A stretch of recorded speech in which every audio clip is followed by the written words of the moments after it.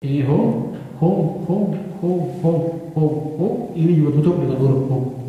Ketika semua sudah tertutup, bayangkan cahaya putih dari sini bergerak ke atas menyatu dengan guru. Anda terbebaskan secara sempurna. Tepuk tangan. Terakhir yang paling sempurna, Anda terbebaskan secara dharma kaya, terbebaskan seperti bulan purnama, sama dengan malam ini. Bagus sekali malam ini. Kita didengarkan banyak makhluk suci. Ini yang dituju sama makhluk suci. Wafat secara dharma kaya. Wafat secara dharma kaya universal. Paling gampang membayangkannya, paling gampang mempraktekkannya, tapi susah karena kita semua kotor.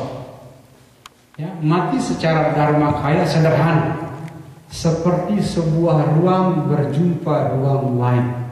It is like space mingling with space. Mudah-mudahan tidak di pengandaian saja, seperti katakanlah bangunan ini roboh, kemudian ruang di dalam ini menyatu dengan ruang di luar. Seperti menuangkan air ke air yang lain, tidak ada tabrakan. Segelas air menyentuh dengannya, air ketemu air, mana ada perpisahan. Sesederhana daun kering yang jatuh.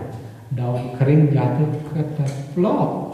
Tidak ada yang menendang, tidak ada yang menggenggam. Semua proses yang sangat alamiah. Sesederhana awan gelap yang jatuh jadi hujan. Tidak tangisan, tidak ada penyesalan. Makanya sebagaimana pembebaran dharma yang kedua, tidak ada hal positif yang digenggam, tidak ada hal yang negatif yang ditendang. Kematian sesederhana daun kering yang jatuh. Kematian sesederhana awan gelap yang turun menjadi hujan. Semuanya berproses secara natural, alamiah. Tapi kematian menjadi menakutkan dan mengerikan karena kita, termasuk saya, masih bodoh. Kematian secara dharma kaya yang paling sempurna. Sesederhana ruang berjumpa ruang. Sesederhana air berjumpa air. Sesederhana daun kering yang jatuh dari pohonnya. Sesederhana awan gelap yang jatuh menjadi hujan. Sesederhana itu. Itu cara meninggal yang paling sempurna. Makanya bertahun-tahun saya pernah di hutan di Tajud. Setiap kali ada daun kering jatuh kedeplok, ada yang bergumam di situ. Mati itu seperti itu, seperti daun kering jatuh kedeplok. Lihat, tidak ada yang menangis, tidak ada yang bersedih, tidak ada yang gembira. Siapa yang gembira dengan daun kering jatuh? Siapa yang menangis dengan daun kering yang jatuh? Semuanya alamiah. Karena tubuh kita yang paling kita takutin tunduk kepada hukum yang sama yang mengatur hawa, hukum yang sama yang mengatur daun kering, hukum yang sama yang mengatur ruang. Kalau saatnya dia harus kembali, dia akan kembali tanpa bisa ditendang oleh doa manapun. Dan makanya orang Islam innalillahi ya. Jadi apapun yang berasal dari sana kembali ke sana. Kalau bahasa saya itu bahasa doa meninggal secara dharma kaya, meninggal yang paling sempurna. Daun jatuh, ruang berjumpa ruang, air berjumpa air, awan gelap menjadi. Kenapa nggak ada tanya jawab? Nanti kalau ada nanya upacara dan lain-lain saya nggak bisa jawab di luar ya. Jadi itu meninggal paling sempurna secara dharma kaya. Kalau seumpama Anda meninggal dalam kecelakaan, mudah-mudahan tidak, karena sekarang banyak kecelakaan. Kalau Anda kecelakaan, ya kecelakaan, ciri Anda sudah mati, Anda sudah lihat tubuh Anda ya berdarah-darah dan lain-lain, Anda ditolong, diangkut-angkut orang. Jangan lupa cepat cari cermin, cari cahaya, cari pasir atau tanah gembur, cepat. Nggak lama waktunya. Kalau Anda lihat tubuh Anda nggak ada cermin, bayangan tubuh Anda tidak ada di bawah cahaya atau jejak kaki Anda nggak ada, pas cepat meninggal secara nirmana kaya. Karena tidak mungkin orang meninggal secara dharma kaya kalau proses meninggalnya kecelakaan. Jadi apapun yang Anda cepat punya langsung dipersembahkan. Celaka. Jadi lihat Tuhan cermin cahaya pasir, nggak ada langsung sujud kepada guru. Guru, saya punya tubuh yang ini, saya punya kata-kata yang ini, saya punya batin yang ini, saya punya kekayaan material dan spiritual seperti ini. Dengan seluruh kelebihan dan kekurangannya, saya sujud mempersembahkan semuanya. Mudah-mudahan berkenan dari segi guru. Itu meninggal kecelakaan. Tepuk tangan, serah. Ya. Sudah empat kesempatan mengalami pembebasan di waktu kematian 4. Sekarang yang kelima, kalau Anda gagal ketika cahaya putih dan hitam menyatu, gagal meninggal secara dharma kaya, gagal meninggal secara samboga kaya, gagal meninggal secara nirmana kaya, Anda memasuki alam bardo. Alam bardo itu alam antara kematian sekarang sama kelahiran berikutnya, alam bardo. Di alam bardo Anda akan mendengar banyak suara menakutkan. Bunuh, cincang, hajar, injak dan lain-lain. Tolong dicatat, bukan setan, bukan juga Tuhan lagi marah, bukan. Itu pancaran dari rasa bersalah Anda sendiri. Anda dikejar oleh pikiran bersalah Anda. Terutama teman-teman yang melakukan kesalahan-kesalahan berbahaya, Anda akan dikejar. Tapi apapun suara itu di alam bardo, jangan lupa Anda nggak punya tubuh. Yang dibunuh apa yang punya tubuh? Yang dicincang apa yang nggak punya tubuh? Ingat, tubuh kita seperti ruang di alam bardo, seperti ruang dipukul apa yang kena. Tapi karena kebodohan kita sakit, kita menangis, kita ketakutan karena kebodohan. Kita nggak punya tubuh, orang tubuh udah ketinggalan. Sehingga di alam bardo ada kesempatan mengalami pembebasan. Anda cepat meditasi, ya, meditasi di alam bardo, sentuh samatha, sentuh vipassana, anggap suara-suara yang menakutkan itu seperti bel kesadaran. Anda sudah diajarkan di hari pertama. Apapun yang terjadi, teng, lari kesadaran. Dan suara-suara itu Anda pakai sebagai bel kesadaran untuk kembali ke nafas. Terus, jangan takut. Karena itu bukan setan, bukan Tuhan yang marah, bukan Buddha yang lagi ngamuk, bukan juga marah yang lagi menggoda. Itu pancaran dari batin. Duduk. Ya, biarkan suara-suara itu menggoda seperti bel kesadaran yang Anda sudah pelajari. Seperti Anda mendengar suara ayam hutan di Brahma Wihara. Seperti Anda mendengar suara motor. Seperti turis yang datang ke ruangan ini cepret kenatipun Anda meditasi. Seperti itulah. Tidak ada yang bisa dilukai dalam tubuh Anda. Tidak ada. Tubuh Anda seperti ruang. Sehingga di alam bardo Anda bisa mengalami pembebasan.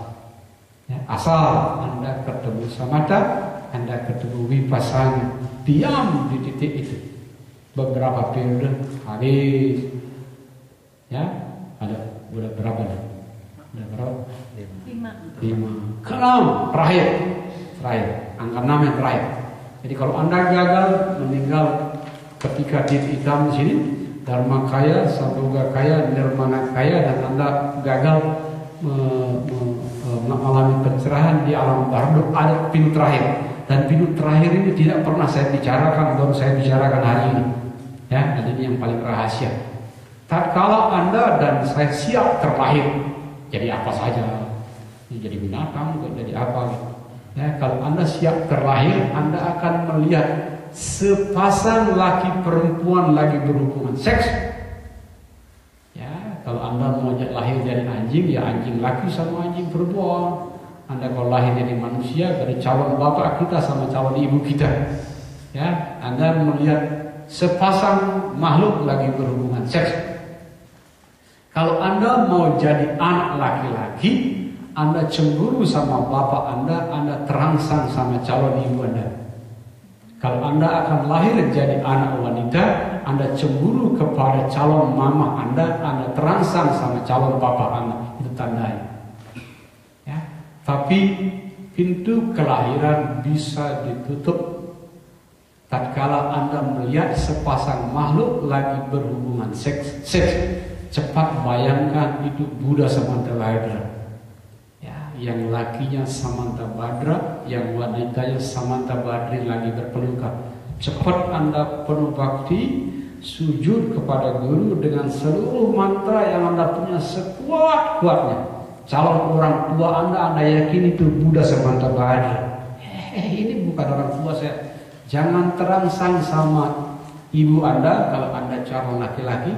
Jangan cemburu sama bapak Anda kalau Anda calon laki-laki. Jangan terangsang sama bapak Anda kalau Anda calon wanita. Jangan cemburu sama calon mama Anda kalau Anda wanita. Cepat sujud, yakini itu Buddha Samantabhadra. Teman-teman di Bali ada tempat beli lukisan Buddha Samantabhadra. Nanti kalau ada saat tertarik saya silakan. Tapi itu dewa di belakang sering melukis Buddha Samantabhadra. Boleh pesan sama dia. Tepuk tangan dulu sama dewa. Ya. Itu sebabnya saya di rumah ada dua tanka itu lukisan orang Tibet Buddha Samantabhadra. Yang satu di atas tempat tidur saya sebelum tidur sujud. Dan juga di tempat saya biasa meditasi dan cantik ada salah satunya Buddha Samantabhadra. Selalu mengingat. Kadang saya lihat kucing lagi berhubungan seks, saya pandangin latihan. Saya pandangin belajar melihat kucing senggama itu sebagai Samantabhadra. Ya. Kalau kucing tentu saja kita nggak terangsang kucing. Anjing siapa dia? Jadi belajar. Ya, pulang dari sini jangan nonton VCD porno gara-gara tidak disarankan. Jadi yang jelas melihat makhluk lagi berhubungan seksual, bayangkan visualisasi Buddha Samantabhadra. Jadi Buddha telanjang berpelukan dengan wanita telanjang. Itu yang punya susastra suci. Habis. Ya. Nah, kalau sumpama kita gagal juga di sini, ya sudah persiapan terakhir. Ya, jadi pintu 1, 2, 3, 4, 5, 6 juga gagal juga, siapin dari sekarang. Makanya bagian terakhir dari sesi ini adalah mempersiapkan kelahiran yang lebih baik. Kalau harus terlahirlah di tempat dan waktu yang memungkinkan kita melanjutkan pelajaran spiritual. Kalau harus terlahir, jadi ada 5, ya, ada 5 syarat Anda terlahir di secara spiritual lebih baik dari sekarang. Ya.